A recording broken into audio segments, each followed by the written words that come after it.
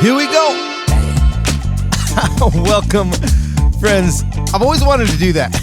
Right at that point, like I wanted to be the hype guy for Dr. Delight. That's what it's called, who's singing this song behind us right now. Welcome to episode 11 of the Human Hope Podcast. My name is Carlos Enrique with Guzman and Chabot Cabello, and I'm here for you. I'm glad that you are here hanging out with me for just a few minutes, maybe a little bit over an hour, where we get to throw some hope into your life. And when I say hope, I mean real human hope. The hope that you've been looking for all week long. Hopefully you're going to find it right here. And listen, if there's ever been a podcast episode that is chicken soup for the soul, it is this one right here. I'm telling you, this one feels so good. It feels so good. You're going to love my guest today. She literally is. She's like a warm blanket in like a fire and like cozy chicken soupy kind of deal. Drinking some tea, laughing, snow falling out the window, settling a nice quiet blanket of snow across the land, the plains. Like that's what it feels like. That's what this conversation today feels like. And I really can't wait for you guys to just enjoy that. Enjoy the soul, chicken soup for the soul conversation we got today. I'm not quite sure. I think Chicken Soup for the Soul is a book. I don't know. I've never even read the book. This is not an endorsement of the book, but it just kind of felt like the right thing. That's really what this conversation feels like. And we'll get to the conversation in just a second. You're going to fall in love with this gem of a human being. But before we get to the conversation, I wanted to just do a little recap, like what's been going on since last week. You know, not a lot. I mean, there's been a lot in the news that's been going on, right? We've got like gas crises, like everybody's like running to the gas stations to fill up their cars with gas. And when the truth is like, we haven't run out of gas, but America's really love to, stock up on things that we're scared we may lose, i.e. toilet paper or gasoline. Or how about maybe one of the worst moments I had in months happened last Friday. Actually, two horrible things happened to me last Friday. The first one is I woke up, I had a meeting Friday morning. And so I decided to drive through Chick-fil-A on the way to the meeting. And I drive through Chick-fil-A and normally with my breakfast that I order, what would I normally order? A Chick-fil-A biscuit, maybe a side of 2 chicken minis and some hash browns. Now I like Chick-fil-A sauce on everything. So, and I like honey. So I ordered some Chick-fil-A sauce and I said, can I have 2 Chick-fil-A sauces, please? And the man goes, this is like a grown man in the drive-thru, right? Not like 16-year-old Chick-fil-A worker drive-thru. This was like a grown man, first of all. So, I guess not that matters, but this grown man looks at me and he goes, I'm sorry, I can only give you 1 Chick-fil-A sauce. And I was like, I think I literally said, I'm sorry, when did that become a thing? He goes, well, we have a shortage of sauces at Chick-fil-A. This is last Friday. Now, I think this just became news a couple days ago here, like in current times. But last Friday, the 7th of May, maybe 6th, Chick-fil-A's freaking out of Chick-fil-A sauce. And I said, okay, so like if I order another biscuit, can I get another Chick-fil-A sauce? He goes, sorry, we can only give you 1. I said, well, can I buy? I'm so addicted to Chick-fil-A sauce that I'm like, let me buy another. No, sorry, I can't charge you. So I don't care about gasoline. I'll walk wherever I need to walk. But if I can't have Chick-fil-A sauce with my chicken minis or my fries or my Chick-fil-A sandwich, I don't know if America's even America anymore. I don't know. I don't know. So that started off my day horribly. So I go to my meeting, I come home, and Heather's still she hasn't gone outside yet. And my neighbor's like, hey, Carlos, come here, man. You saying this? His name's Wayne. So I was like, oh, man. And Wayne's always got like, some story up his sleeve. And I'm like, Wayne, I ain't got time for this. He's like, man, look over here. Look at your chicken. And I round the corner and I see black feathers everywhere. No. Listen, if you guys have been listening to the podcast, 6 weeks ago was like the worst week ever, right? Like our favorite chicken, Chris, got killed by an owl that we had to rescue. Then we had to put our dog to sleep. It just was horrible week. And I look and I'm like, oh my gosh, a chicken's dead. And I know it's Mary, one of Heather's favorite chickens. I'm like, no. But then I was like, wait a second. And I looked inside the fence by the coop and I see Blair. No. And then I start looking around and it is a scene out of a chicken horror movie. It is a massacre. There are carcasses all over the place. So now I'm freaking out. I'm running out and I'm like, oh my gosh, where is it? And then I'm looking for Jack the Duck. We love Jack the Duck. Nowhere to be found. I walk in the chicken coop, feathers everywhere, massacre, murder. I find a chicken 100 yards to the east by the road. Half eaten, like his body was eaten. Then I'm looking around. Then I find a chicken across the street, across the freaking street in my neighbor's yard, who has like a 5-year-old daughter who she could have walked out and been playing in her yard and found a headless chicken. And I find all 4 of our chickens completely destroyed, like gone. They're dead. And Jack is missing, the duck. Well, the night before, we'd forgotten to close the chicken coop. And let me just tell you what happens when you forget to close the chicken coop. Raccoons and foxes and coyotes. Well, the way that the carcasses were, I'm sorry, we're starting off in such a to be honest with like we weren't necessarily sad. It was just like really one more thing. I mean, these are livestock, so like they're not like pets, but we did love the girls. I had to tell Heather, I had to bury all the chickens. It just was one of those days. But in some good news, my parents came up to Nashville to hang out for a few days, and the few days are turning into 20 days. And now I got my parents. This is why we moved my parents from Los Angeles to Atlanta. My brother lives in Atlanta, but they're up in Nashville until their house is ready on the 21st. And so we'll move them in down there. So that was a little uppity for my soul. Speaking of uppity for my soul, well, I don't know what an uppity for my soul it is, but I'm just claiming whatever that phrase is now. Let's make each other smile for a second. How about it? How about a couple clean jokes? 2 in particular, from you guys, listeners, straight to you guys, the listeners. This first joke is coming from, let's see if I can find it here. Donette. Actually, no, let's do the Katie Lee Weber joke. Katie Lee Weber, take it away.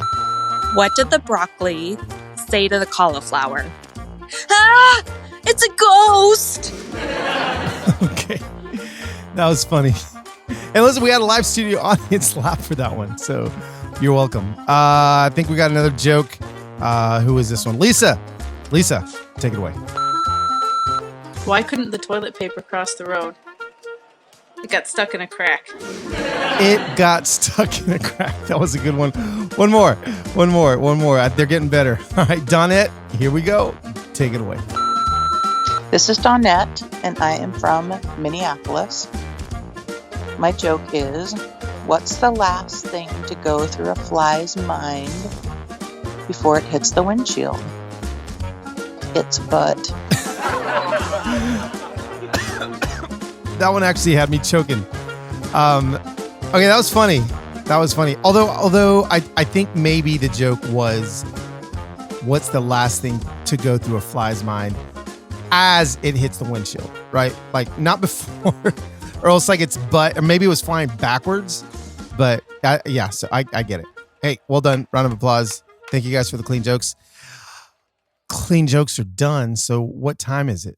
Well, it's time to move from the jokes to the juice. Oh man, I'm full of them today.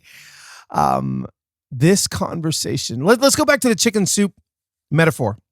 I'm telling you, just imagine for a second. Some of you guys may not want to go back there. I do.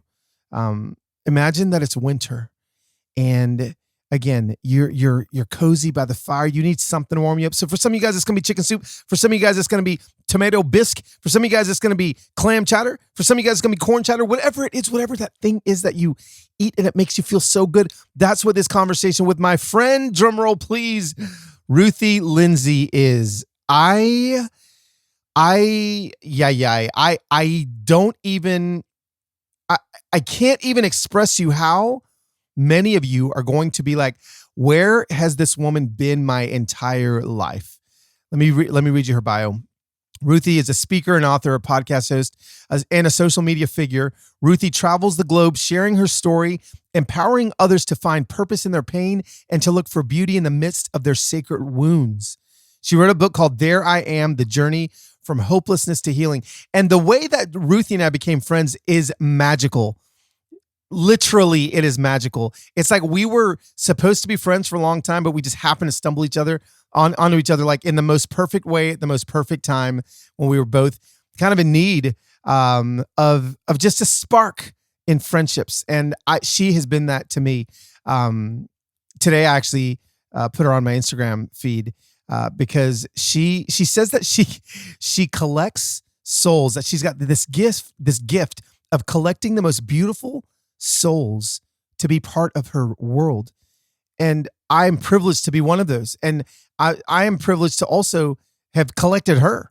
And she just is, the way she thinks about everything. She has been through more pain than a human should ever experience in their life. And you will hear it in her voice. She has such freedom.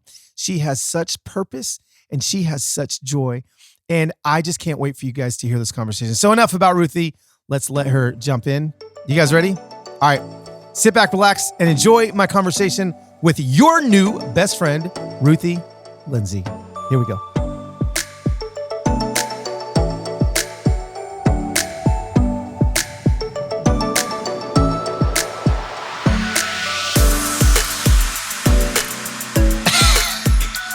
Hi, Ruthie. Hi, my friend. So I would say you're my friend. Yes. I'm calling you my friend. Absolutely. Although this is the first time we have ever breathed the same air. Yes. This yes. is. And I mean, let's be honest, a little risky, Yeah. Well, to be breathing the same air these days. we're 6 feet across we're breathing the same yeah, that's air. Right. That's right. 6 feet across. But you're somebody that I've followed for a long time.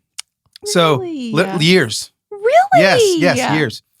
And I just want to go ahead and like lay this out how this happened. So how I first found you was I was writing my first book at Crema. And this was 2014. Wow. And there was a dude with I don't know if it was a red 4Runner and a dog. Uh-huh. Like the coolest looking dude that came walking in. And somebody stopped to take their picture with him. This is going to like a really long little kind of trail here. And I was like, why would somebody take their picture with that dude? Like, I mean, his dog's outside and he has a nice truck, but I don't know. So I went up and asked, and they're like, oh, that's what was this Wild Idea? Or Theron. Yes. Yes. So I follow him on Instagram, and I was like, oh, what? Who is this guy? Well, and this dog, like the most human dog I've ever seen. So somehow you're friends with him. Yes. You were on one of his things, and I clicked on you. So this had to be like maybe 2015, 2016. Yeah. And ever since then, I've just been kind of on your journey. Oh my goodness. And so fast forward to Christmas of this year. You happened to be driving through my neighborhood. Yes. And why don't you? Yeah, well, I'm driving. I mean, I literally put my dog in the car. Yeah. And I'm like, Sissy, space sick. My dog. Yeah. Let's go around and see Christmas lights as one does. Did you say this to your dog like out loud? This is you speak to your dog. Of course you do. Yeah. I speak to her. I whisper in her ear sweet nothings and tell her how perfect she is, and I'll love her until the day I die. I love it. I love it. 100%. We have full on one-sided conversations, but she hears me. She does. Yes. And I was actually, your neighbor is one of my dear friends, Amy Stroop. Okay. And I was like, oh, let's go bring Amy her Christmas present and see Christmas lights. And so when we were leaving, I was like, what's the best street to see some Christmas lights? And she was like, oh my gosh, go by this house, gives me the street. And I was like, this is the best freaking thing I've ever seen. I'm obsessed with my town. I'm obsessed with humans. This is everything. So I literally park and I videotape this perfect front yard with all these Christmas lights with A Christmas Story playing, and which is the number one Christmas movie of all time. And when I say 1,000 humans were like, that's Carlos. It's like, how do you not know? Y'all have to know know each other. You So have true. to be friends. This is insane that you don't know who this is yet. Yeah. And I'm like, oh my God, I'm catching up. Small this town. human is so, and then I, of course, click on and I start watching who you are and how you're showing up in your words. And I'm like, wait, this person, this precious, profound human that is speaking so much truth. Like, I know I messaged you last week, but we live in such a divided culture and it's so dualistic. It's like, it's this or it's that. You're good or you're bad. It's black or it's white. And there's so little nuance. Yeah. And you are a non-dualistic thinker and you think in these terms where it's like, oh, wait, what about the oneness of all things, of all beings, and all of us belong? And anyway, but you speak of it in such profound ways. And anyway, I was just like, I want to be your friend. You are stuck with me forever because you are so precious. So that's how, here we go. Here we go. And here we are. And the same thing happened to me. So I had 1,000 people that were like, did you know Ruthie Lindsey is driving by your house right now? Which is just the weirdest. Instagram is so weird like that sometimes. Because I'm like, oh, this was 5 minutes ago. I go look. I was like, nope, she's not there anymore, people. And then I was like, wait a second. You mean Ruthie that I've been following forever? And then so I think I messaged you like, hey, that was my house or something. You were so kind. Of course, I am very proud of my front yard when it comes to yes, listen, as you should be. Okay. It's amazing. I'm trying to make other beautiful Nashvilleians feel the hope and the love during the holiday season. Well, I felt it. Well, good. And as we've gotten to know each other, you messaged me a couple days ago, maybe a week ago. And you mentioned something about being a non-dualistic thinker. Mm-hmm. Was it non-dualistic? Is that what you said? Mm-hmm. And I said, wow, I'm glad I'm that. What in the world is that? Yeah.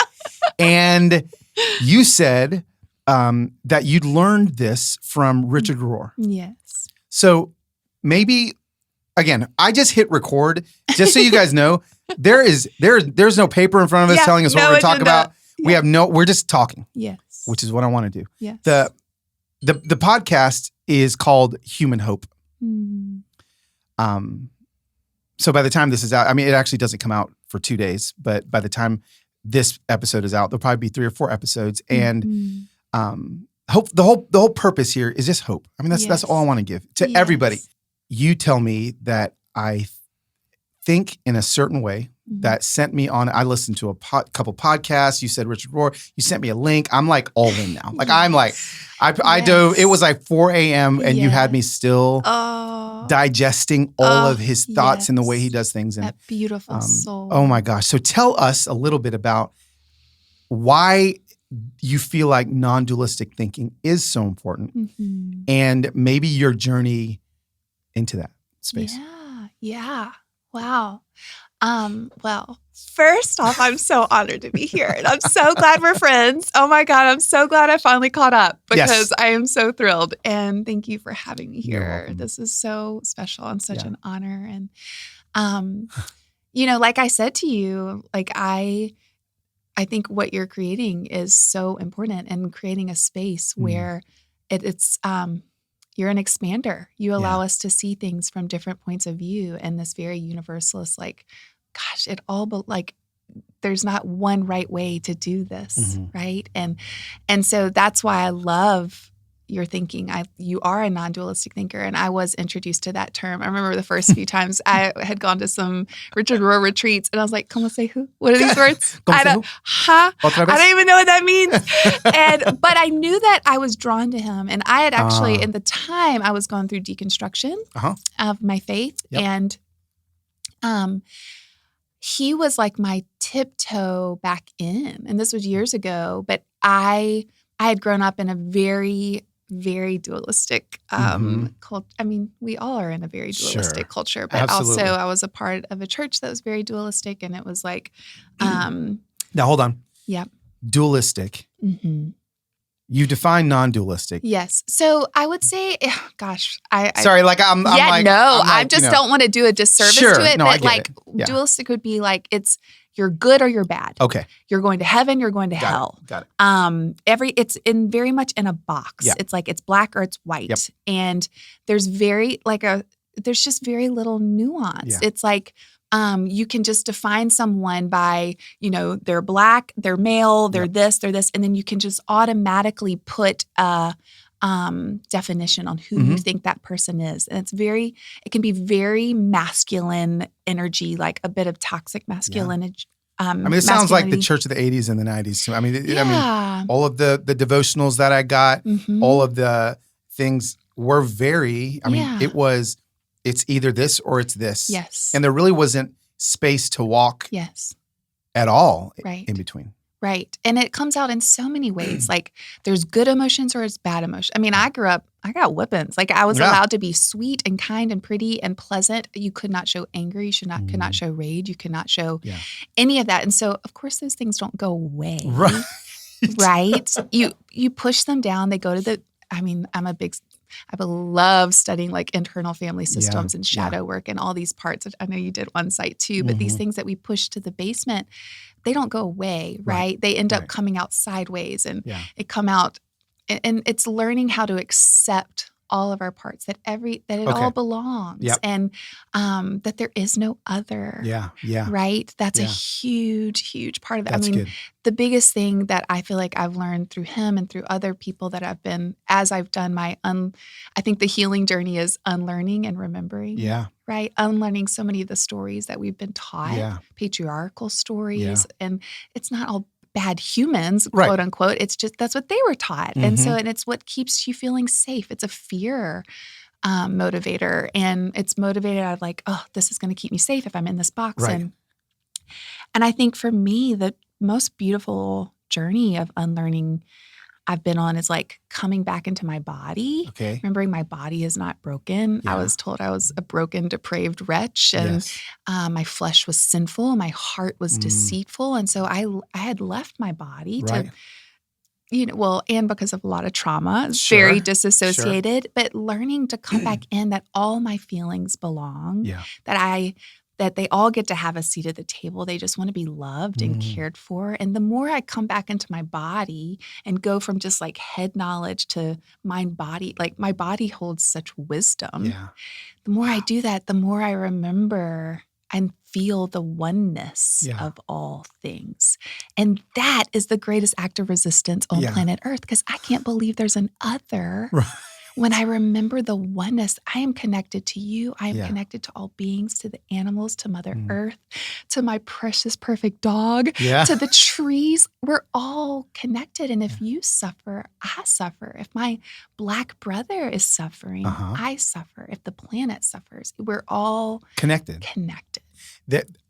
There's so much right. I mean, that was beautiful. Everything you just said, we could spend 14 hours just unpacking the last 4 minutes. But I want to go, oh man, maybe I should, I'm going to be typing some things down if you don't mind as we talk. Because, I want to go back to, let's go back to Richard Rohr. And you're at a retreat and he starts to teach you these things. And you said that you were, most people that are listening to this podcast, at least people that follow me regularly, would know that I grew up in evangelicalism. Like my father was a Southern Baptist pastor. And as I've grown, and I would say even the last 3 or 4 years, I'm still very involved in my church. I'm very involved in Christendom, I guess. I mean, I don't know, whatever. Yes. It's the lens at which I view things, but it's not all I talk about. So as you see on my Instagram, I'm talking about everything. Yes. But what I love about something you said is you went through your deconstruction. Did I say that right? Yes. And I feel like so many people get so scared of that word. Yeah.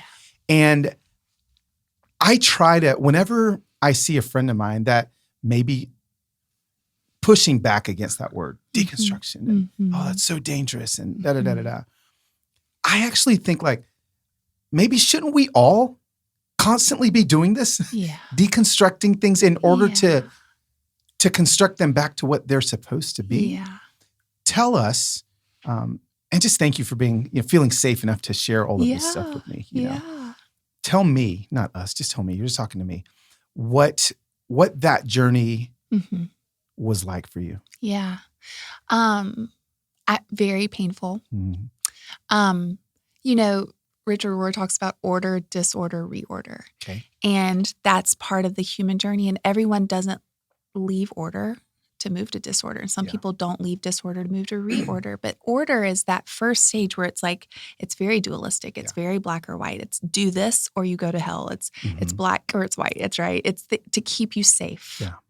And I did all those things, right? I didn't drink. I didn't smoke. I didn't have sex. I was a very good girl, quote unquote. I thought all my worth was outside of me. I did all the right things. I married my first boyfriend because I felt guilty about sex. I did all the right things. And then my world imploded. Wow. It fell apart. And I was in a really terrible car accident. I broke my neck. And then years later, I died. Some life support, whole thing. Years later, the wire from my fusion broke and pierced my brainstem, but we didn't know. I lived in my bed for 7 years. I lost my daddy right after he found out about the wire in my brain. I was on every narcotic under the sun.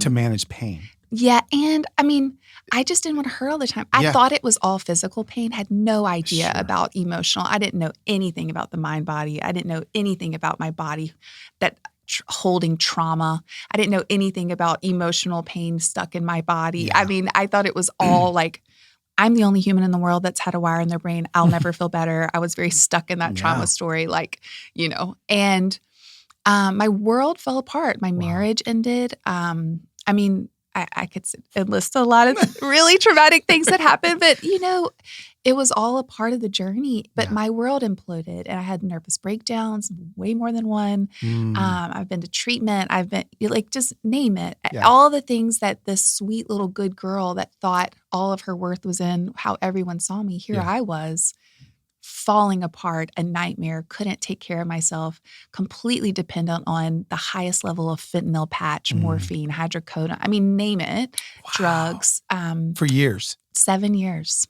Wow. I didn't get out of bed. I didn't know this at the time. My trauma response is also freeze. Okay. And I wasn't debilitating pain. I mean, they didn't know that wire was in my brainstem for 5 of those years. When you say that wire in my brainstem. So a wire that they used for my previous spinal cord fusion literally broke and pierced my brainstem. And I'm the only human in the world. I shouldn't be alive, shouldn't be walking, shouldn't be speaking. I mean, that's like your reptile brain. Yeah. That's what they keep. When you're on life support, they're keeping your reptile brain alive. Wow. And wow. I shouldn't be here, but I should.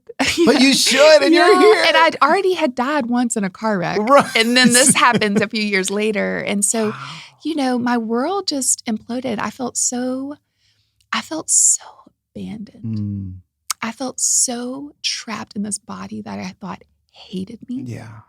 I felt, I thought I would live the rest of my days in these 4 walls in this body that I effing hated and I felt trapped inside of. I wanted to die. I thought everyone's life would be better if I were dead. Wow. I was completely dependent on others to take care of me.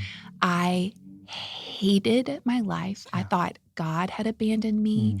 I mean, my dad passed away on its way to come see me to tell me he'd sell our farm so I could have this surgery because insurance wasn't going to cover it. And on the way, Ruthie. He literally passed away. He fell down a flight of stairs of brain damage. And I just was like, it was just trauma on top of trauma. And I didn't know how to handle it. Of course, who knows how to? No one knows how to handle that. And my world imploded. And you had built your world based on everything's going to turn out. You do this. C, exactly. You do this. Yes. And very dualistic. Yes. And then it didn't. And then worse than didn't. And that, now it's so, perspective is such a beautiful gift because now I can look back and see how all of the things that happened, and I've barely scratched the surface, all became my entry point. They all became my invitation to ultimately come back home to myself and to excavate, to unlearn a lot of these stories. I like those things of believing that I thought I was inherently bad, that I was inherently broken and sinful and depraved and a wretch. I mean, I sang a lot of hymns calling myself a wretch. And I think this pain invited me into so many rememberings and unlearnings of like,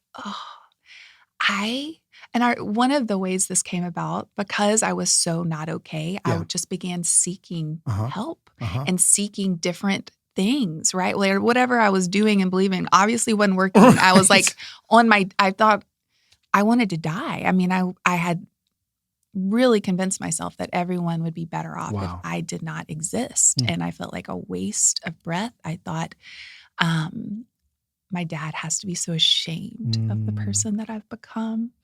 It was devastating on a level that's... And what year was this? So my wreck happened when I was a senior in high school. Okay. The pain started a year into my marriage when I was 23. Okay. All of this happened within, I lived in my bed for 7 years. We found out about the wire in my brain almost 5 years after living in my bed. Wow. And then my dad passed away right after that. Okay. Ended up having surgery with Mayo to remove. Here's a really cool story. You'll like this. Yeah. My dad, so I said he was on his way to see me, and my godfather ended up setting up a medical fund in my dad's honor. Okay. Because he knew that was his last wish, was me to have this selling life. The farm in order so I could have this surgery. He plowed our garden with a mule. Like we were country folk. Country. Yeah, I can hear every once in a while. There's certain words. There's like, wow. Yeah. Yeah. I'm like, woo. Oh, yeah. There's certain words that come strong. But he, my godfather set up this fund, and I wish you would have been so obsessed with my dad.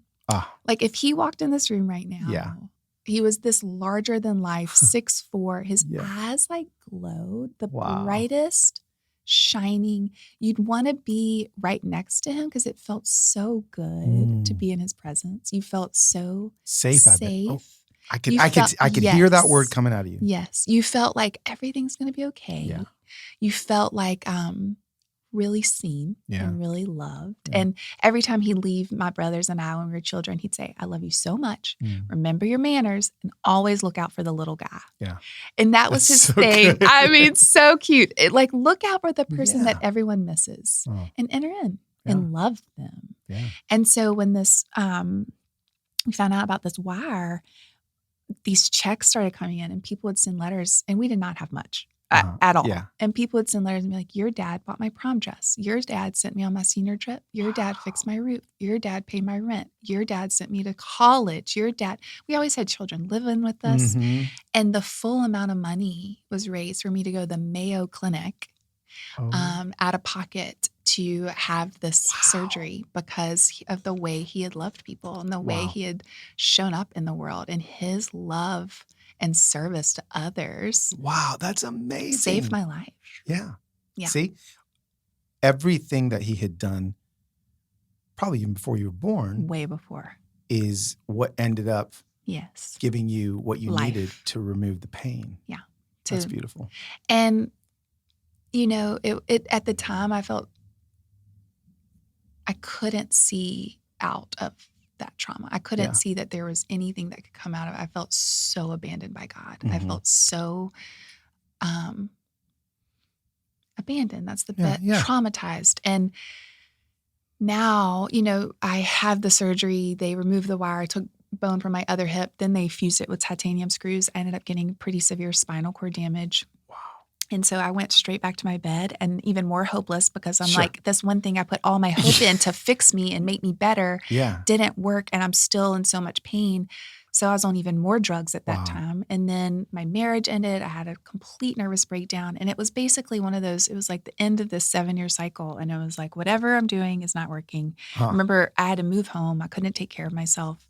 I remember my brother saying, babe, you can lay in your bed and hurt all the time, or you can get up and be with people and try to love people and serve people and hurt. And right now, those are your only two options. Yeah.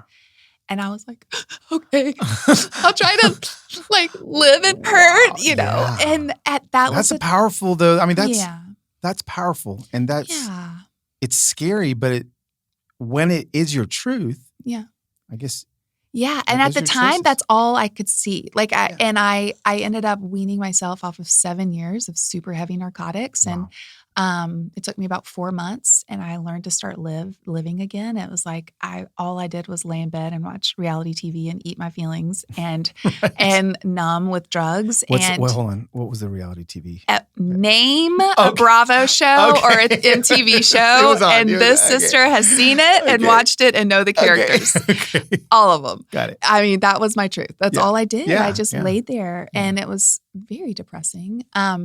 But then I just started trying to learn to live again. And, there's a lot of I used to would have spent 85% of a podcast telling you my story because I felt so defined by it. And, when I went to on-site and I couldn't tell people what I did for a living, and they'd be like, what do you do? I share my story. What's your story? And I could give in 5 minutes this elevator pitch, and people would be like, wow. You're so brave. You're so strong. You're the only one, and that made me feel worthy. It made me feel like I'm special. I knew that my identity was caught up in my pain story when I lived in my bed, but I didn't realize that I still identified with this pain story after I stopped living in my bed and started, speaking about my pain and talking about there's purpose in pain and beauty and all these things that at the time, that was where I was. Right. But all of a sudden I'm like, it was this identity crisis because I'm like, if I'm not this pain story, if I'm not this trauma, if I'm not this job, who the hell am I? Yeah. And that was this really scary, traumatic moment and this entry point of remembering who I truly am, my truest essence, that I am worthy and deserving because I am alive and breathing, because I exist. Yeah. I belong. I am good. I am love. I am light.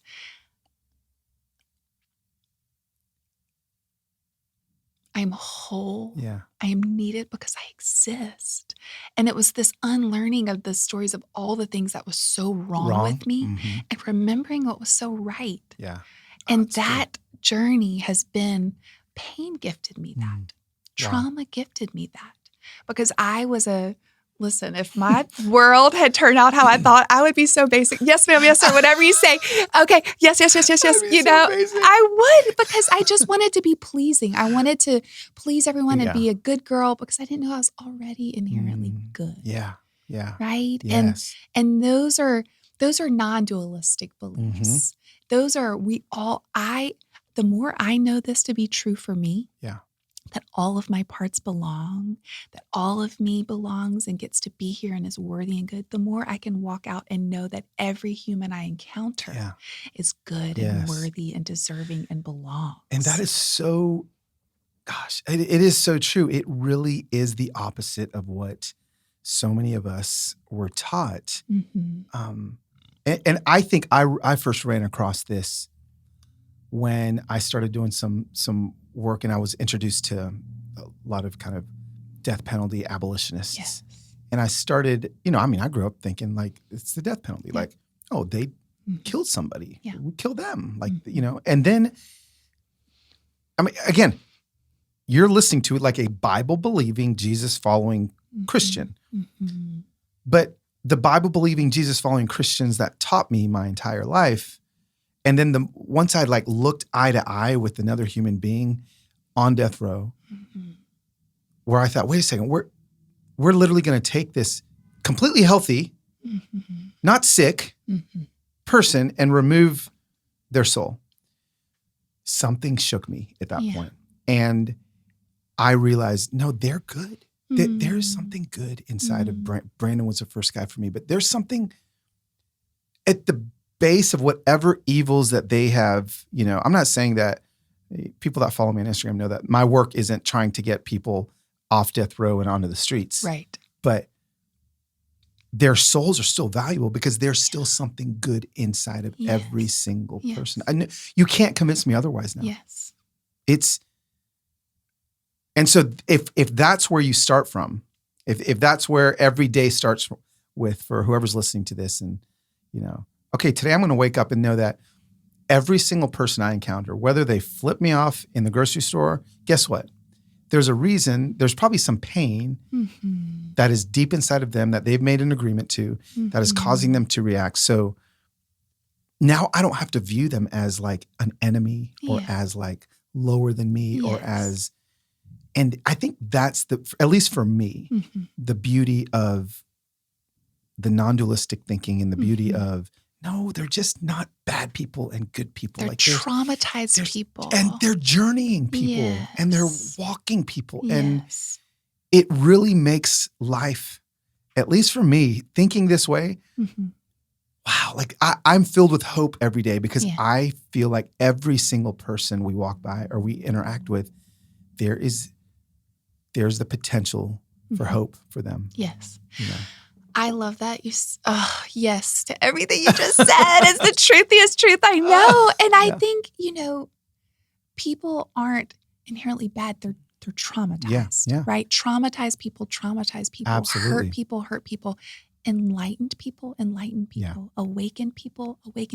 Healed people. Heal people. Yeah. And I love what they say at Onsite, that when our responses to things are hysterical, they're always historical. Yes. So when people you see... I forgot they said that, but now like I'm just shook remembering that. Right? Yes. It's like when people are acting out of their trauma, they're acting so big. It's so much bigger than what is actually happening in front of them.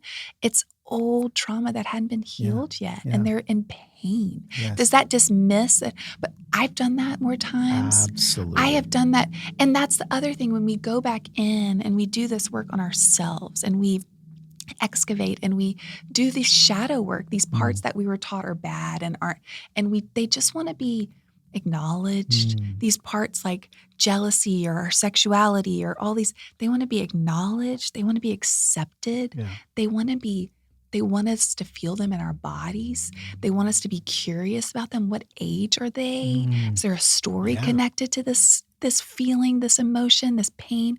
And it wants to be nurtured. It wants to be loved on. It wants to be communed with. And the more I learned to accept these parts of me that I was like, oh, gross, that's disgusting, I became my own tormentor because I would have that feeling as a human, as every frickin' human does. Yep. And then I would torture myself for having that feeling, then be like, you're disgusting. How could you be jealous of your friend, you nasty, blah, blah.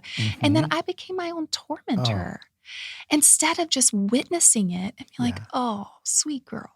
Yeah. I know there's a part of you that believes that there's not enough for all of you. This is so good. I'm so sorry you feel that. That's so hard. Yeah. And like I personify everything. I have tea with my shadow parts. If I feel, this morning I felt a lot of, I felt some abandonment feelings.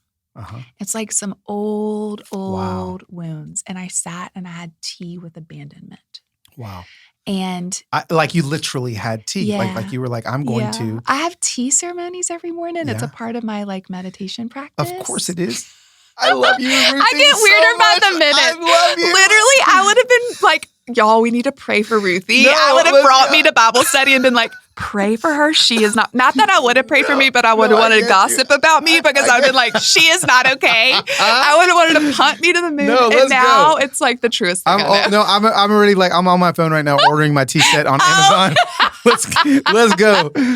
Okay. So you're and again, what I love about this is we literally are very similar in a lot of the healing work that we've done. Obviously, we've been to Onsite, but the way that you're talking, my last book, Enter Wild, that came out last summer. It's the how close we are in our journeys, Ruthie, and even in our practice of healing. So the book is divided into 3 sections: Enter Rest, Enter War, and Enter Wild. And the Enter War section was all about me and my anxiety and trying to like fight past me, roll up my sleeves to beat my anxiety, quote unquote. And I tried it. I did all the things. I did the exercise. I did the supplements. I did the talk therapy. I did the Onsite, the experiential therapy. And then I found a man here in Nashville, we'll just name him John, who does this inner healing work. And he was a pastor at a tiny podunk church in Franklin. And he's like, come to my study. So I walk into his study and we sit down and I think the guy's just going to pray for me. Like, I'm like, okay, like he does inner healing. He's going to pray for me and pray that I get healed. He said, So and he starts talking about the reptile part of your brain thing, right? He's like, the reason, Carlos, why you're anxious is there's a part of you, very similar to what you were saying, that is protecting another part of you. And what we're going to do here is we're going to go back in your story and find the moment in your story, and it may be when you were a child, but that when you started shaming that part of you. Yes. And so, That's it. So as you're having tea with this part of you this morning, what I did was it took a few weeks, but I got a few sessions, but I got back to the moment when I was standing at the top of, was it Ruby Falls? Somewhere in Chattanooga. It was in the 80s, and my parents had taken me up there, and I slipped. And I started sliding like towards the fence, and all the other adults around me I could see they were panicked because I was about to go over this waterfall. Wow. And my mom's looking at me, and she's terrified. And I'm screaming, and somehow I like caught the fence before I went underneath this big hole in the fence, and someone scrambled and got me. And all of my work took me back to this point. And there was such shame. I felt like I'd done something wrong as a little kid, even though I just slipped, it was wet. But I'd been carrying around for 42 years. Yeah. Like, I can't believe that part. I would point fingers at the little 7-year-old Carlos. Yeah. And this whole time he's still a part of me. Yes, of course. But I'd been shaming him and keeping him away. And what I had to do was invite him back into relationship with me. The freedom and the breakthrough that began to happen when not just that part, but I started looking at, when I almost lost my family because of decisions I made. Yes. I never want to be that guy again. I don't ever want to see that version of me again. Well, guess what? God made that part of me. Yes. And that part of me was simply trying to protect me from pain. That's right. So why keep judging that part of me? That's right. And invite that part of me back in, and then the healing begins to happen. That's it. And so I'm just assuming that when you're having conversations this morning, having tea with the part of you that felt abandoned, forgive me if is that what you, then you are just continuing to reconcile that part of you back into you. Yes. I love that little boy version of you so much. And I love that part of you that almost lost your family. That part of you belongs and is so loved and worthy. And I think we go at war, like you said, we're at war with ourselves and we're torturing ourselves. We become our own tormentor. We do. And no one heals from shame.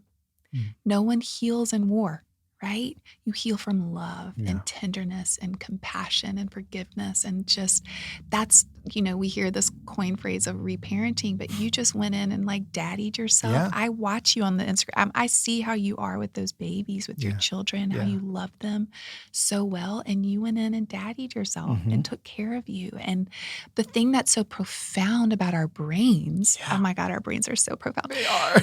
The limbic brain doesn't know time. That's why when our responses are hysterical, it's historical. When we're triggered, we feel like we're right back in that moment and we don't know it. And we're like, our bodies are reacting and we're feeling freaked out and we're losing our mind. And it's because our brain, our limbic brain doesn't know time. Wow. And we're back in that old cycle. And the prefrontal cortex goes completely offline for 25 minutes. Wow. When we are in our trauma trauma cycle. You can take 25 minutes for that to come back online and you feel like you're back in that moment. Yeah. But what's so profound about what you've done and the work I'm doing when we go back in and love on our little selves and little Carlos and little Ruthie and take care of them and pick them up and remove them from situations and speak such love and kindness and reminding them that they're safe now, that we've got them. Our precious little limbic brain that doesn't know time doesn't know that's not exactly how it happened. Right. Because it doesn't know time. That's amazing. You are creating a new neural pathway for your precious, profound brain that was created to heal They say it on site. I remember the first time I heard it, they're like, it's never too late to create a perfect childhood. I'm like, huh? Ma'am? Come again? Hello? The fook you say? And now it's the truest thing I know because I have gone back in and mamaed the shiz out of me. Yeah. I'm trying really hard not to cuss because I have a really dirty mouth. The fook word's my favorite word that ever existed. Listen, this is a podcast. You can bleep things? Yeah. Okay. Well, I love the fuck word. It's my favorite word that ever was. So, but that's what's so beautiful. Like today, oh my gosh, I had... Yeah, tell us.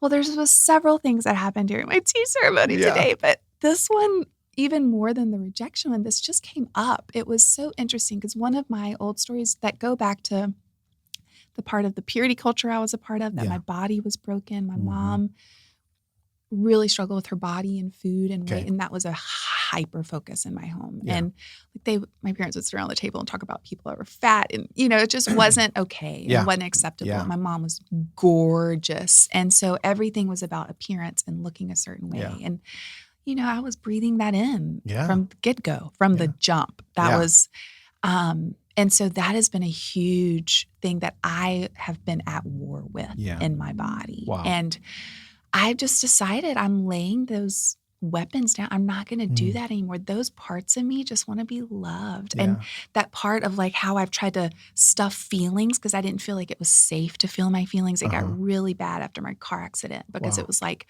I don't know what to do with all this. I'm just going to stuff down any feeling that feels bad and numb as much as humanly possible, right?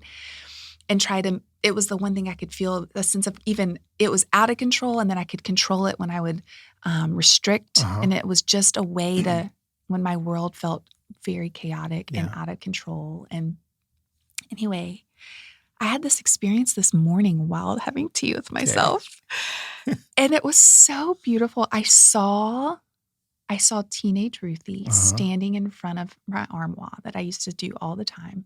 And I would pull down my pants and I would stare at my body and I would just, the hatred, the loathing, the scathing, I would just sit and criticize and hate and think of all the things that needed to change. I want to cut off parts of me and I was at war. Yeah, it was war. It was literal hatred. Yeah. And it wasn't conscious, of course. Yeah. I mean, I love the Carl Jung quote, until the unconscious becomes conscious, we'll have the same results over and over and call it fate, right? Wow. So I kept recreating this exact same scenario over and over and over because these unconscious thoughts that I'm not worthy, my body's broken, my body is against me, it's hateful, it's disgusting, Anyway, this morning, I saw me as a teenager standing in front of my childhood armoire. And then I saw me as my highest self today, standing on the other side of the mirror. And now this is going to get a little woo-woo. No, it's just fine. Going to go there with you because it's my truth. Yeah, I believe I have light workers. I saw Jesus. I saw Mother Mary. I saw my angels. I saw my daddy. Wow. And I saw these light workers surrounding me, looking back at her. The teenage girl. We were what she was looking at in the mirror. And we were what she was looking at in the mirror. And I could hear what she was saying. And I just said, oh, precious girl, can I tell you the truth? And I was making eye contact with her. Yeah. And I just said, you are so good. Wow. You are so beautiful. You are so worthy. You're so deserving. You are so whole. Everything about you is precious. Precious. I love you. You're so loved and so needed. And I'm just oozing words and gushing and just speaking. We're both crying. And then I see, I'm just going to tell you the truth. I love it. Go. Then I saw me take her hand and bring her into the mirror with me. Yeah. And I was embracing her and holding her and almost like rocking her. And I saw her little head on my shoulder and I was just whispering, I'll never leave you. I love you so much. You are so beautiful and so good and so worthy and so deserving, and you belong. You belong, you precious soul. And then I asked Jesus, and I asked Mother Mary, and I asked if they had words for her and for me. And I just heard like, oh, you are so good. You're so loved. And then this one made me cry so hard. I asked my daddy if he had a word for us. And when I was a little girl, every morning my mom would come pick me up and take me into my daddy's bed. And I would just snuggle with him every morning. He'd hug me and he'd do this thing. I don't know where it started, but he would rub my back and he'd go, pat, pat, rub, rub. And he'd say, Daddy loves you. God loves you. Wow. Daddy loves you. God loves you. And all of a sudden I heard that over and over. And I'm like patting and rubbing my little body and saying, pat, pat, rub, rub. Daddy loves you. God loves you.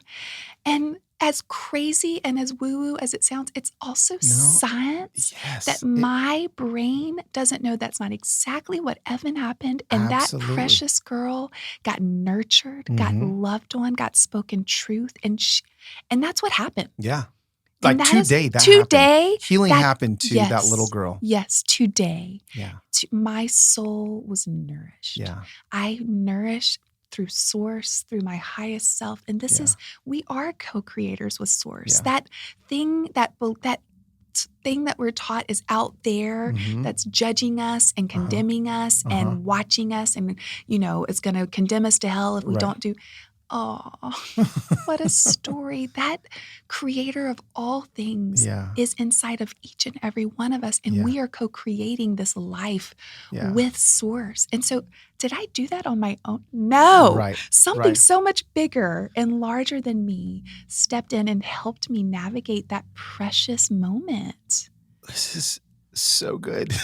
Because what people are hearing right now, you would a few times during what you just said, you would preface it with, I'm just going to go there. This may sound whatever. But the truth is, everyone that hears this, okay, so say before I did my healing work and I would hear someone say something like this, because now I'm like in it with you. Like everything you're saying, I'm like, we're tracking. Absolutely. I'm ordering my tea set, right? But for someone that's not there, if there's anything that they are hearing, it's that there's an availability to heal past parts of you and to bring them back into alignment and relationship and healing and health. And that when you heal and invite those parts of you, again, it's called human hope. There's hope. Everyone just needs to know that there's so hope for healing. Yes. There's just hope for healing. And, Ruthie, you're just special. Like you just are special. I feel like you're anointed. I feel like that may be a, Christianese word, but I feel like it's a word that's in the Webster's dictionary, so I can call you that. I feel like you're, the way you see and the way you see things is, I believe it's anointed. And so here's, just because your mind is who I really want a lot of my listeners, which again, I don't know who my listeners are because my first episode hasn't dropped yet. So it could be my mom. Mom, if you're listening. Mom, we love you. Mom, we love you. And so Mom, she may just be talking to you, but it's so, I love it. So this is what I want to, if I just look at my Instagram followers, I'm taking a hard left turn here, but not really. Okay. So follow. I'm with you. I have a predominantly conservative evangelical fellowship. And why is that? Well, because I preach in their churches and they read my books. Yes. And I love that. Yeah. And they followed my journey with my daughter, which we're going to talk about in a little bit, her healing journey and my prayers and all the things. Yes. And I have given them, I give them hope in their faith. Now, in the last 12 months, they have seen me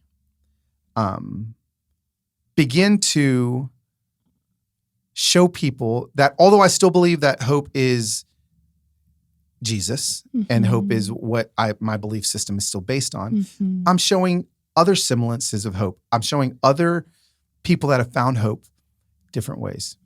Now, all of that to say, I feel like there needs to be, and you may be the perfect person in my world to do this, some I'm going to say some words and they may not make sense for some people as I'm saying them out loud, but like there's just been such a divide between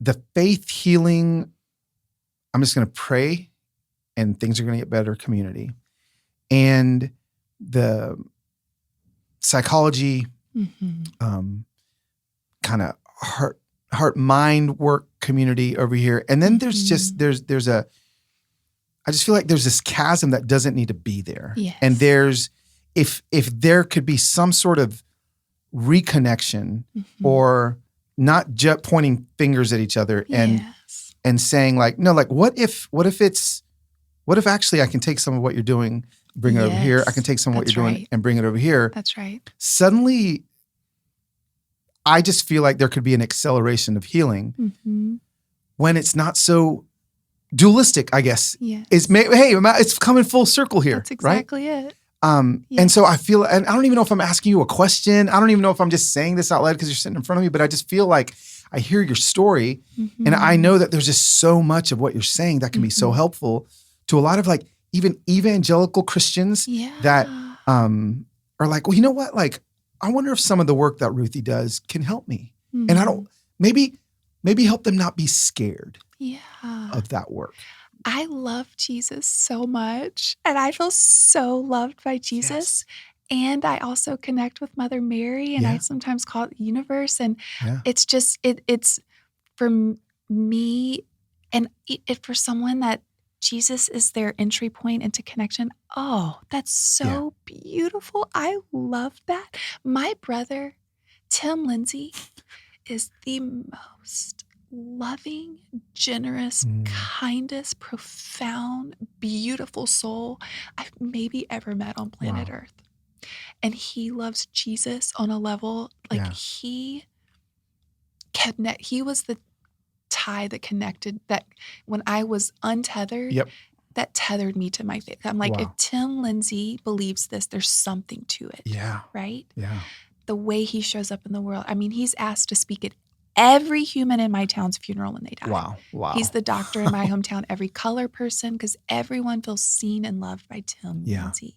Tim Lindsey. I want to hug that guy. You would. I It's can not already- okay. Like it's not I can feel it he already. came here as an alien, as an ancient old man. He did not fit in our family because we were not so sweet and we were a lot more basic and making fun of people. And he'd be like, no. He would like correct my parents, not in a judgmental way at the dinner table. Tell me when he's in Nashville next. He is the most precious soul. He has 6 babies. Oh my gosh. Anyway, and that's the thing that's so beautiful about order, disorder, reorder. Yeah. Order people often are like, they're wrong, right? Disorder people think, oh no, they're wrong. And it can look like Republican and Democrat. Yeah. Republicans think Democrats are trash. Democrats think Republicans are trash. And it's still very dualistic. You're right and you're wrong. Reorder. Okay. So order, disorder, reorder. Disorder, reorder. The reorder is realizing that, we all belong. Yeah. It's all connected. Yeah. We all are worthy. We're all deserving. Yeah. We're all here for a reason. We're all good. And you can't get to reorder without first going through order and disorder. And then, everyone doesn't leave the different parts. And they're perfect. Yeah. They're perfect. Yeah. They are so beautiful and so good and so worthy and so deserving. And I think we get nervous and we get scared. And, if you're listening right now and this feels so left field, I honor that so much. You are exactly where you're supposed to be. And I'm exactly where I'm supposed to be. And we both belong. And gosh, I mean, if I had heard me 5 years ago, I would have wanted to punt me to the moon. And like, she is not well. She is not well. I love it. And I love that part of me. Yeah. I love that version. I tried. My publisher wouldn't let me. I wanted to dedicate my book to the girl that lived in her bed. Wow. Because she. Yeah. Because that was, is a real, yes. And that precious soul was my entry point. Yeah. I couldn't be anything that anyone is drawn to about me that wants to work with me. I'm like, I could not be who I am today. Yeah.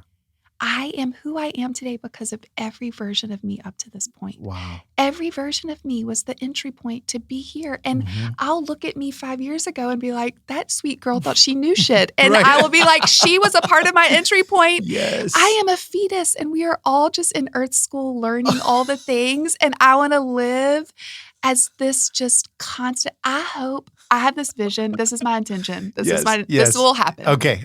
I'm going to be 90 years old. Yes. Speak it. Turquoise rings, Speak long, flowy white dress, Yes. long silver Emmylou Harris hair. Yes. And I am going to be walking around with an effing notebook and pen, taking notes, being like, oh, in awe. Yes. Like I am a fetus. I have everything to learn. Everything at 90. These 4-year-old children have everything to teach me. Yes. Like, wow, what a way I of want to thinking. I want to be a professional student and Yes. learner. And if I ever act like I have it figured out, lock me up. Okay. Because sister is Yeah. confused. Yeah. Right? So good. I'm confused. Oh, a lifelong learner. Gosh, if we could only just get there, all of us. I'd love to go to a space that is a little raw for me. And I only talk to you about this because you've been there. But so my 18-year-old, Sohaila, she's just had a lifelong of kind of chronic health issues that have happened that have caused her to be in pretty intense pain for many years of her life. She's taught me so much through her. Again, a lot of your journey I can see echoed in what she's really young, but she's so much wiser than the rest of us because of the pain has taught her some things. And then last, I guess it was 2019, we ended up I guess she was 17 in Vanderbilt Children's Hospital for 22, 23 days. Wow. And they couldn't it was something new. They couldn't figure out what was wrong. And I've never seen her in so much pain. Just her chest, her lungs. She was just, and as a father, oh gosh, all I could do was lay in bed with her and just hold her. And through prayer and petition and all the things, we begin to see some miracle signs and wonders happening and healing in her body moving. But she is, she tells me all the time, she goes, Daddy, that was 2019. Because of the infection she got in her lungs, there's still a lot of pain that she's in. Yeah. So she's living in more pain than I've ever known, like a physical pain that I've ever known. But I'm seeing her choose. I could lay and watch reality TV all day because it hurts so bad, or I could hurt so bad while I help others. And I'm seeing her make that choice. And I've never asked her this outright, so I'm just going to ask you. For people that are listening to this and they are in some bit of chronic pain has been a thing for them. Yes.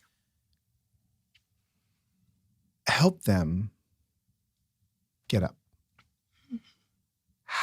How is it just a decision? Is it an hour or minute by minute decision? Because I know I've seen it in you now. I've seen it in my daughter that people can not only survive, but thrive.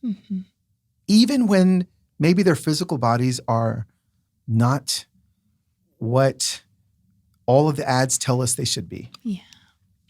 Yeah. First off, you're precious, girl. I want to meet her. Yeah, you would love There's her. so much I'd love to share with her and learn from her. She works. I'll cut this out. So if you're ever there, she'll take your order. I would love it. Oh, precious, profound, ancient sage. I think, the people that my wisdom keepers, the people that I look to for truth and my teachers have all been through such intense, either emotional, physical, spiritual, more often than not, all three, because we're all connected, trauma and pain, and have chosen a journey of not staying there and excavating and letting it invite them in to such wisdom, such truth, such consciousness, awakening. I mean, they are my teachers, and she just, I can tell, that wise, brave soul. Yes. And to get back to your question, the first thing I would just say is if you're listening to this and you are suffering, I am so sorry. Oh, it's so hard. Yeah. I am so sorry. Whatever you're feeling, whatever you're trying not to feel, I so understand. And it's so hard. Oh, or the school could be so brutal. Yeah. It's so painful. And I say that and I mean that with all the depths. I feel you. And I really, listen, my neck looks more like a toaster oven than a spinal cord. I wanted to die. I thought my life was over. I hated everything about my life. Wow. I hated being in my body. I hated being in my life. Yeah. And if I can heal. Yeah. And when I say I don't just, I'm not just like floating through, I love my life. Wow. Wow. And I love my body. Yeah. Wow. She has been holding me and loving me and calling me home to myself all of this time. And she is good. Yeah. Loud bodies are really loving bodies. They're trying to get our attention. Yeah. There's something that needs our attention. Yeah. It needs our communion. It needs our love. And I think so often we think once I feel better, then I'll start doing these things. And just, it might just be one little action, right? Like right now, one of my things is to get back in my body when, I honor that part of me that left because I couldn't be here today. She helped me survive. Yeah. Right. And it served me until it didn't anymore. And for me to heal our trauma, The Body Keeps the Score. That book's the most profound book I've ever read. To heal, like you have, the issues are in the tissues, right? That's so good. Like that's where I heard a shaman say, knowledge is just a rumor until it comes into the muscle. So unless we embody ourselves, we can't actually begin healing. Wow. And so the first thing that I do is I will turn on a song and I'll be like, okay, body, how do you feel right now? And if I feel anxious, I'm like, we're going to move as anxiousness. Huh. And you would actually... I get up and I move. So this would be called non-linear movement. Okay. So linear, kind of like dualistic. It's black or white. It's straight. It's very masculine. Non-linear is very feminine. It's the divine feminine. It's letting your body move as she wants to move. Like think about if an animal is being chased by another animal and it's going to die and it's scared to death.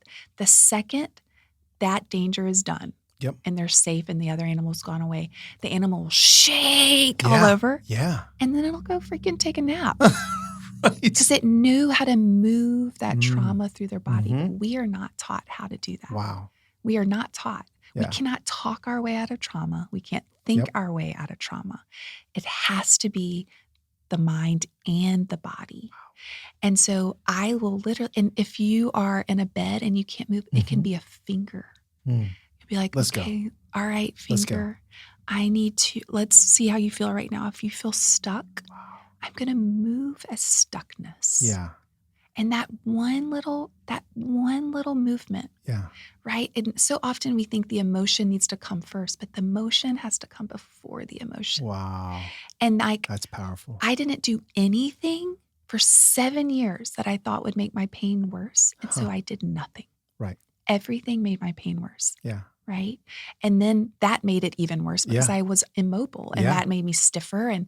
And so you had one little bait. It could be right now, it might be moving from the bed to the couch. Wow. And you precious, profound soul, you are doing such a good job. Yes, you are. You are exactly where you're meant to be and you are doing such a good job. Yeah.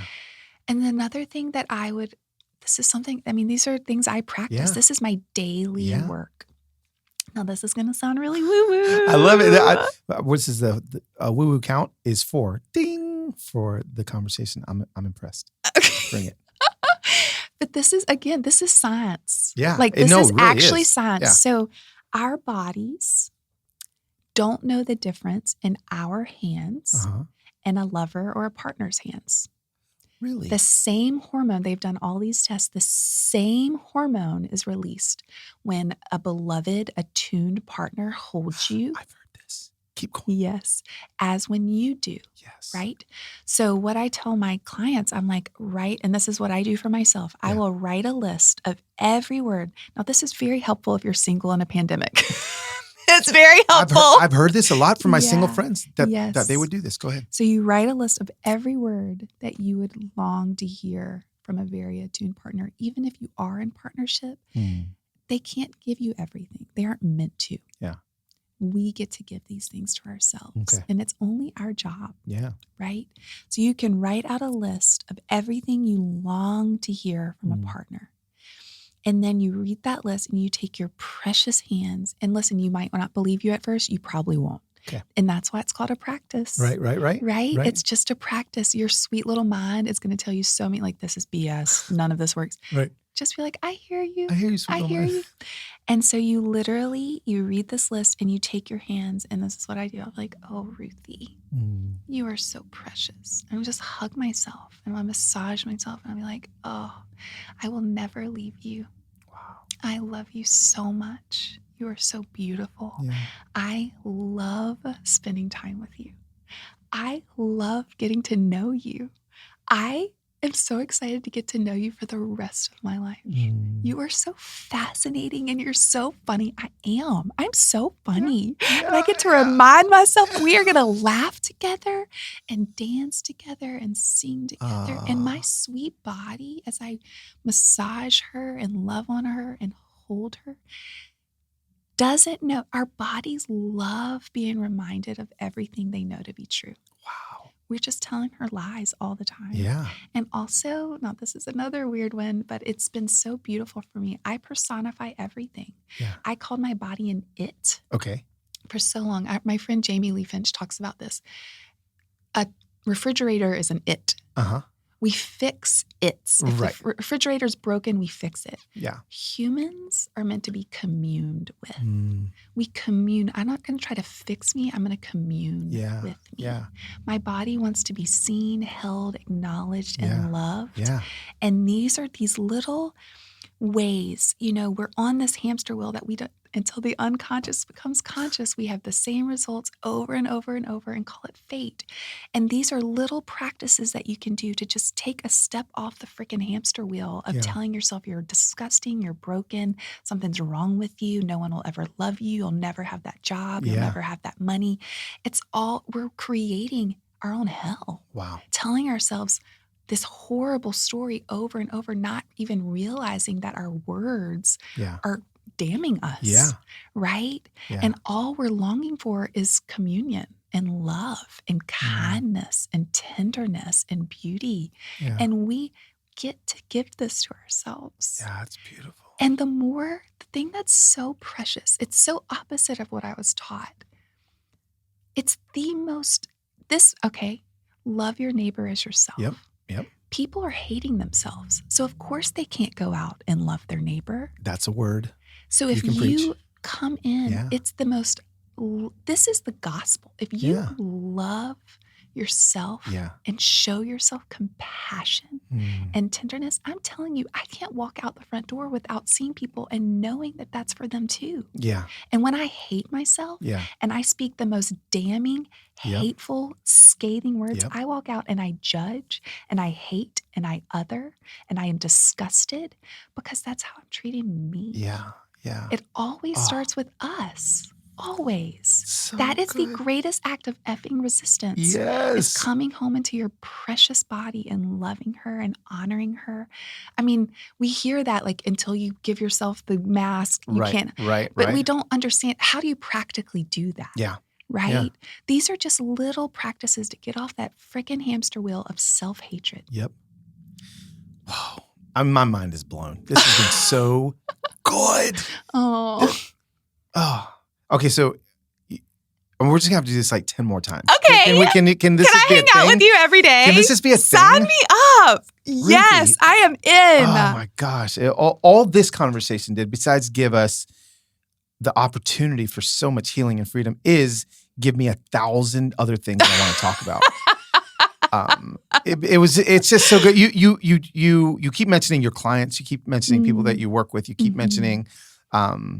So tell us about that. Like people are just like, oh, Ruthie's Carlos's Instagram friend. No, you actually do things. You actually like she actually has a job. A job, What is it? What is it that you do? And how can we be your clients? Because I think we're all waiting in line to give you all our money. What is it you do? Oh, thank you. Yeah. It's actually been really sweet. I think as painful, and of course, this is a very privileged thing to say, I have been able to stay home and work from home. Yeah.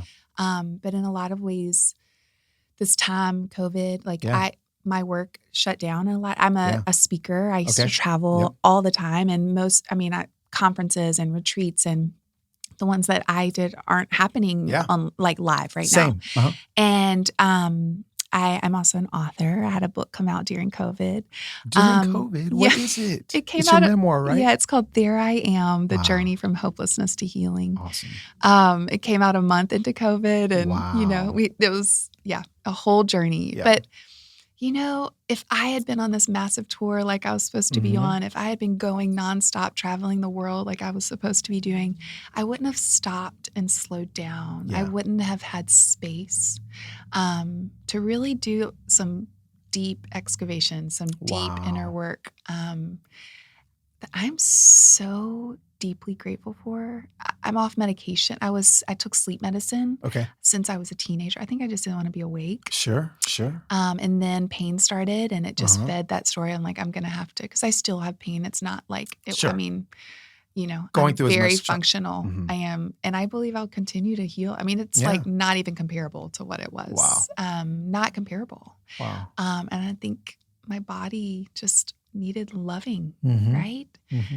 Someone talked about how when we're in pain, my friend, Dr. Haley McBride, she's like, when we're in pain and your muscles tighten up around, to picture it as like they're hugging you. Yeah. They're trying to protect you. Wow. And my sweet little muscles have been hugging the shit out of me for 15 years, just loving me. And I get to go in and remind them, oh, thank you. Yeah.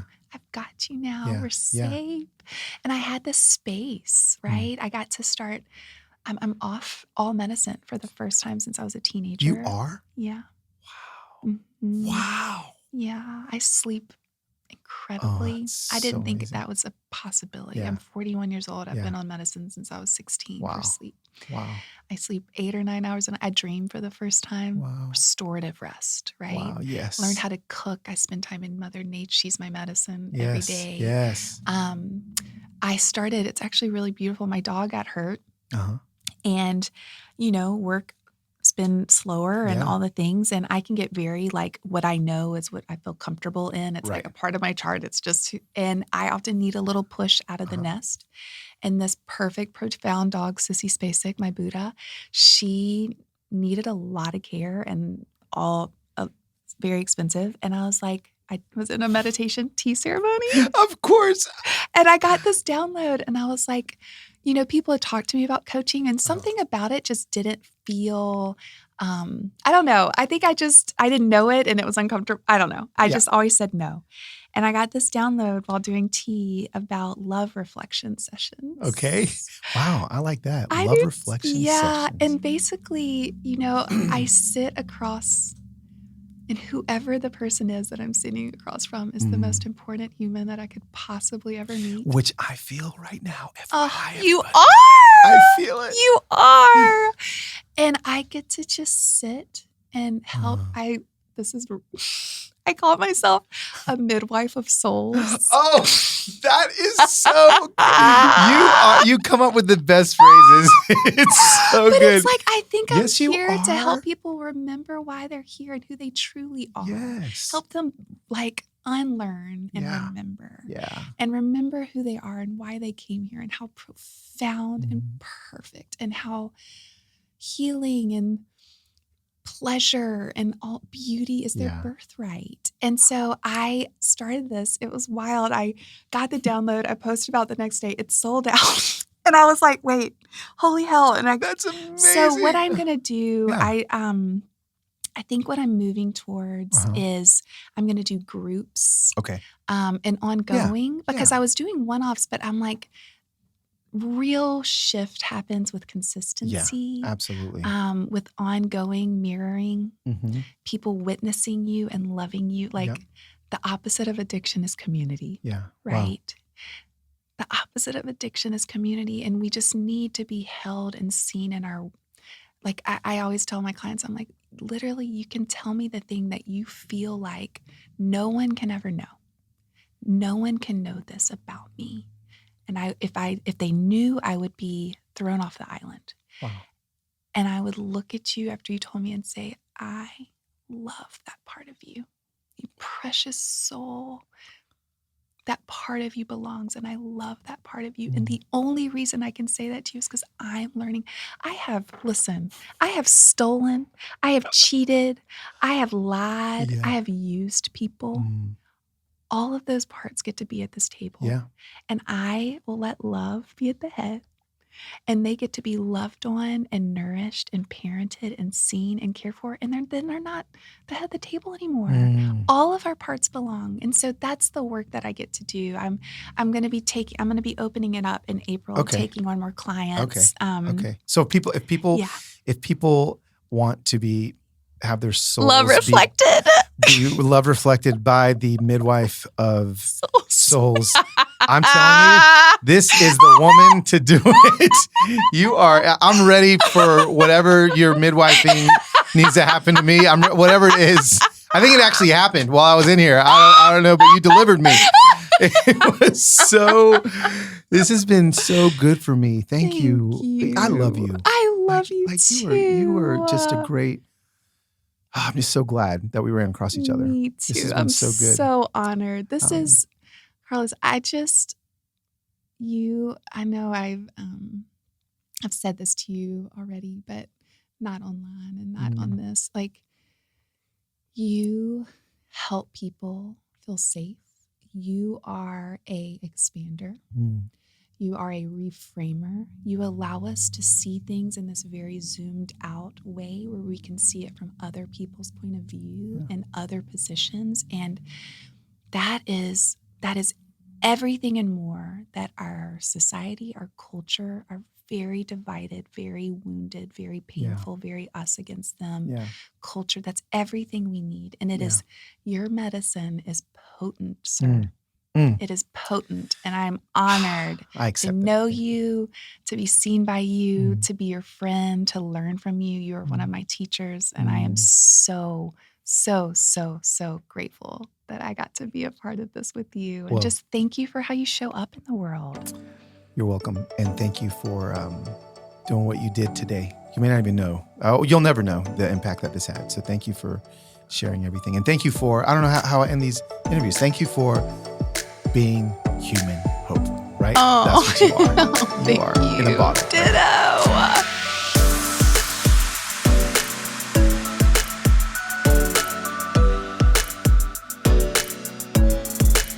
I mean, what just happened?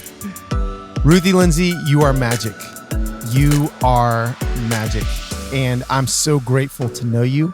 I'm so grateful to be your friend. I'm so grateful to have tea scheduled at your house for this coming Monday. I'm so grateful for all the things that you're making me rethink, for all the things that you're making me newly think, for all the trauma that I've carried around that you're so eloquently and gracefully showing me how to not only carry, but let go of. You are a gift to humanity. And just thank you. Friends, that was the longest podcast episode yet. We're at an hour and a half. And there's never been like I'm going to have a 45-minute podcast. I'm going to have a 30-minute podcast. They've just all kind of landed around an hour. I could have talked to Ruthie for another 5 hours. And that's not me being like just whatever hype guy, like Enneagram 7 dude saying like, I could have just talked to her forever. No, it was like it was like moment, truth bomb after truth bomb after truth bomb, explosion after explosion after explosion. It never stopped. Ruthie is going to have to be back on the show. And I'm just grateful that you guys stuck around, because if you stuck around till the end, you got everything that you needed to get from that. Isn't it amazing how people that when we come together with people that view the world differently than us, yet the same as us, you know what I'm saying? Like Ruthie taught me things because she sees things differently than I do. And she tells me that I do the same to her. That's the whole reason why we do this, right? It's the whole reason why we commune. It's the whole reason why we get in relationships with people, is so that kind of magic can happen. I'm just grateful. Just really grateful. I know that you guys really enjoyed last week's episode where it was your stories of hope. And we're going to do that again. I'm thinking about it was such a smashing success. I'm thinking about doing it every so often, but then also I'm thinking about what would you guys think if I just added a couple of those stories in, like once an episode, maybe 2 stories an episode, something like that. I won't do it this week just because, I mean, we don't need any more hope like that. I don't know if I can, I'm going to get up. I'm like drunk on hope right now. But I'm going to make sure that we include some more of those just because, I got over 7 hours and I definitely wasn't able to give you but 45 minutes of them last week. So I've got a lot of hopeful stories. Friends, I am grateful that you trusted me with these 90 minutes. Thank you so much. You know what really helps? Yeah, you do, because I tell you all the time. Share this podcast with your friends. And if you enjoy the podcast, it really helps a lot if you guys would, especially on Apple Podcasts. Rate it. Give it 5 stars if you love it. Give it 4.5 stars if you don't. But it really helps. And share away. Share on social media. Let people know that there's a place where they can find some hope, some human hope. So, guys, I am grateful that you trust me. Again, I am not the giver of hope. I'm simply a curator of hope-filled humans, which you are included in. Guys, that's all for this week's episode. I will see you next week for episode 12 of Human Hope.